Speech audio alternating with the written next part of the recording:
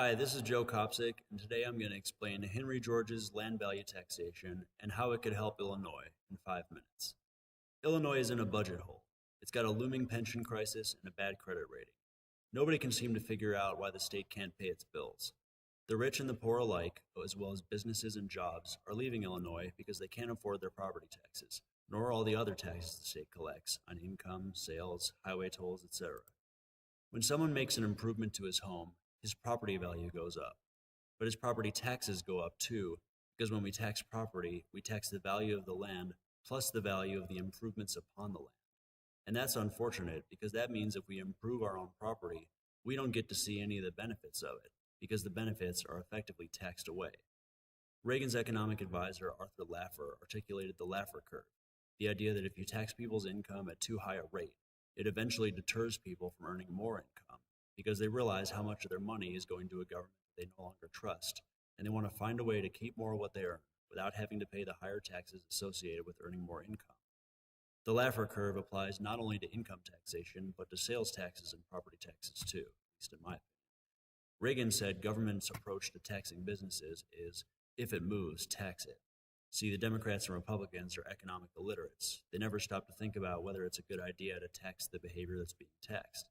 They rarely, if ever, give more than a weak justification for taxing something, usually justifying it based on what it funds or what they want you to believe it funds, instead of why we're taxing that behavior in the first place. All they know is that productive behavior is a reliable source of tax revenue, and they seem to want to tax as many different behaviors and goods as they can get away with, without regard to the effects on the economy.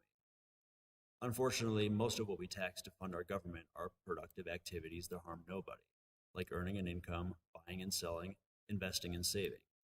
We have to remember, as Art Laffer said, if you tax something, you get less of it. So if we tax productive activity goes down and our economy suffers. They confiscate our income before we even have the chance to consider giving it to them voluntarily. Isn't that effectively an unconstitutional Fifth Amendment takings of our earned income? They're effectively treating productive activities like crimes, punishing us by taking away most of the product of our efforts. Shouldn't a libertarian taxation policy embody the ideal no victim, no crime? If we tax anything at too high of a rate, then we get less of that thing. But if we have to fund the government somehow, then why not impose taxes on only the things that we want to discourage and that we know that tax is going to discourage, like things that make land expensive and things that destroy land and make it unusable? Why don't we impose intentionally punitive taxes or fees or rents to the communities, whatever you want to call it, upon land speculation, the hoarding of land, the protection of abandoned lots and absentee property on the taxpayer dime, and environmental devastation and pollution? None of these things are productive economic behaviors. Environmental damage has victims, and state protection of land victimizes the taxpayers because they fund that protection yet see none of the benefits. Why should government continue to tax production when production is exactly what we're supposed to be trying to encourage? Why should people who own their house, but not the land beneath it, pay taxes when the owner of the land is the one getting all the benefits? Why shouldn't we be free to keep everything we produce on our own property? This may sound like socialism or capitalism, but it's called land value taxation, or LVT. LVT was thought up by an economist named Henry George in the late 19th century. When you tax land but not improvements, it's LVT. When you tax both but tax improvements at a lower rate than land, it's called split rate taxation. Between the 1970s and 1990s, a dozen Pittsburgh suburbs saw fewer abandoned lots, more jobs, and ecological improvement as a result of experimenting with split rate taxation. Georgist slogans include tax destruction, not production, tax land, not man, and tax bads, not goods, which basically means tax harmful and destructive activities, not helpful activities like work and trade.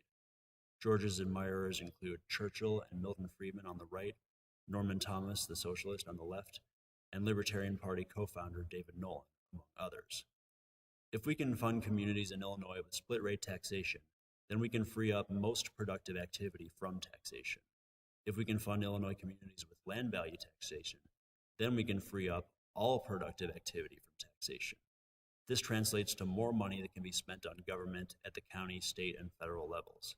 But of course, in a voluntary society, those types of earned income could only be donated on a strictly voluntary basis, never taxed away before we even receive our paychecks. If governments want our money, then they should have to earn it.